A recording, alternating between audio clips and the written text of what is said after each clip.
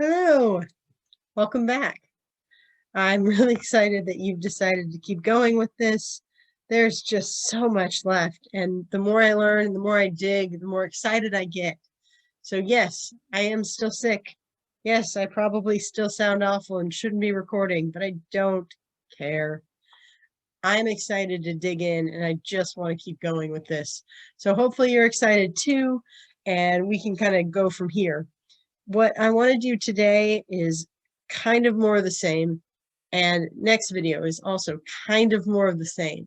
However, the video after that is where we go back and do what I'm calling adding muscle to the skeleton.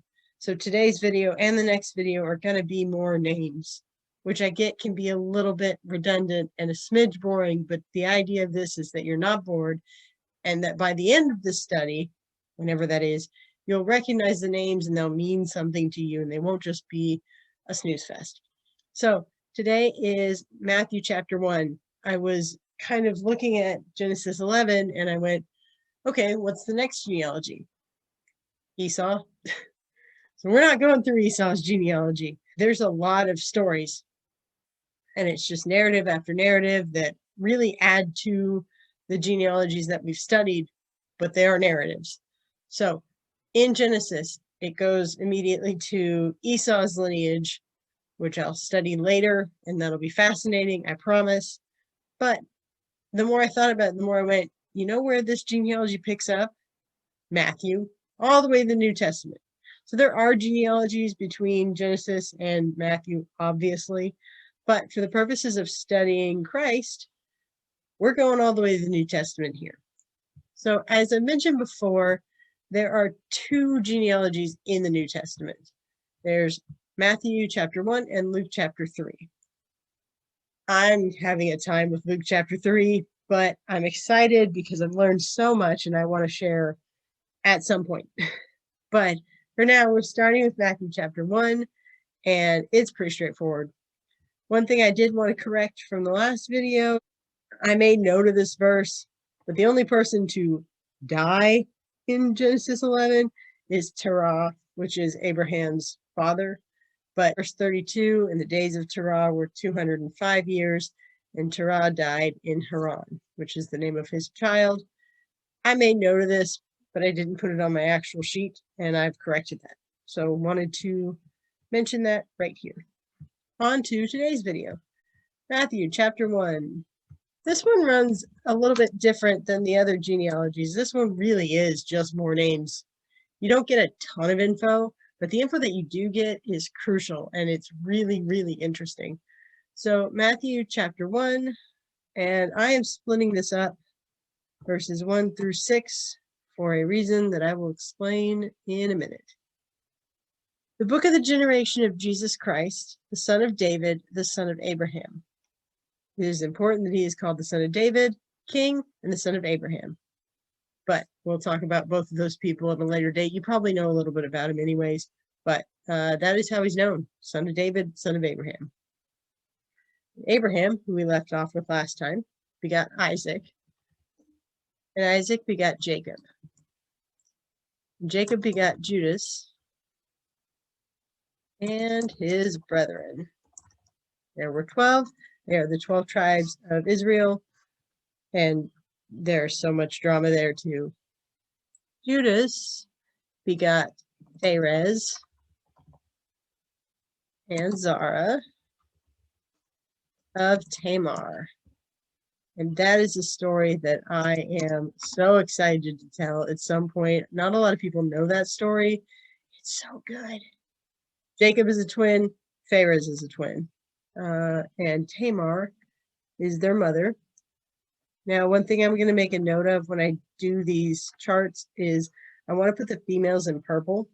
I eventually want to put wives in purple, mothers in purple, that sort of thing, so it's easier to tell. But Tamar is not Judas's wife. But that's a little bit of a spoiler for the story later on. And Perez begot Esrom. And Esrom begot Aram. And Aram begot Aminadab. And Aminadab begot Naasson, which is how I'm pronouncing it. And Naasson begot Solomon. And Solomon begot Boaz, which is spelled differently and I'm guessing pronounced differently because it's in a different language in the Old Testament. Same with Rahab. Solomon begot Boaz of Rahab, right here. And hopefully you know the story of Rahab, but if you don't, I love it and I'm excited to tell it. And Boaz begot Obed of Ruth, who gets an entire book in the Old Testament, which I will cover as thoroughly as I possibly can. And Boaz begot Obed of Ruth, and Obed begat Jesse. And Jesse begat David the king. David the king begat Solomon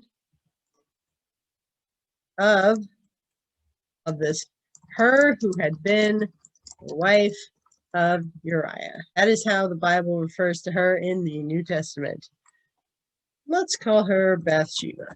Matthew 1, verse 17. Underneath that, I want to make a note. So all the generations from Abraham to David, verse 17, are 14 generations. I should have started with Solomon on the top over here, but I didn't. So we are going to go up here and we'll start right after Solomon. This is 14 generations from Abraham through David, according to verse 17. Matthew 1, verses 7 through 11. Verse 7, and Solomon begot Rehoboam,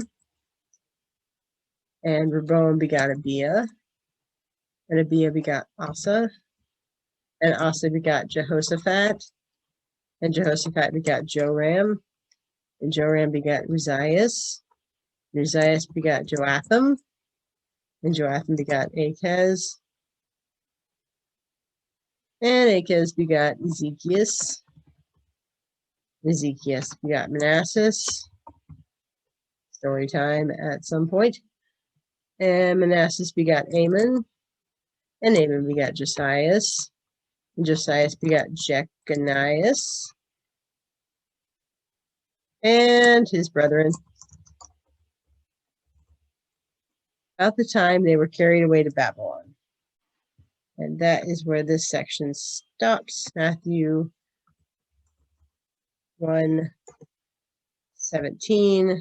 So the generations from Abraham to David are 14 generations, and from David into the carrying away into Babylon are 14 generations. So Matthew 1:17 says that this is 14 generations. There you go. So we are at the time of the carrying away of Babylon. We've gone through these people. Vast majority of them are kings. I do want to make a note that if you can get these names into your head, it was easy to follow the line of Judah because you're given so many names and it's hard to track who's the king of who and where and what. But if you can follow these names, it's a cinch. So I highly recommend studying that. Like I said, we're going to go through them all together in order. But for now, it's worth noting that if you read those books, Chronicles and Kings, and you get confused, keep this list with you. Matthew. And after they were carried away of Babylon, there is an entire 14 generations until you get to the birth of Jesus. So Matthew 1, verse 12 through 16. And after they were brought to Babylon, Jeconias begot Salathiel. After Babylon. And Jeconias begot Salathiel, and Salathiel begot Zerubbabel, who is important for sure in the book of Ezra. And Zerubbabel begot Abiud, and Abiud begot Eliakim, and Eliakim begot Azor, and Azor begot Sadoc, also important. Sadoc begot Akim, and Akim begot Eliud. And I kid you not, when I was reading these names, the A's and the E's are just overwhelming.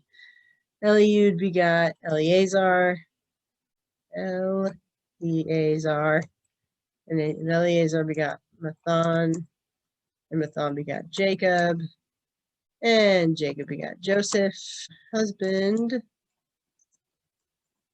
of Mary, whose name should sound familiar to you. Mary, of whom was born Jesus, who is called the Christ. The last of the 14 generations, which brings me to Matthew 1:17 again. And from the carrying away unto Babylon, into Babylon, unto Christ, are 14 generations. So after this, it goes into narrative, which I highly recommend because it's the birth of Jesus. But this is the genealogy of Joseph all the way to Jesus. This is Matthew, the first half of chapter 1. Welcome to the New Testament. Welcome to the birth of Christ. Welcome to the joy of genealogy. Thank you for watching.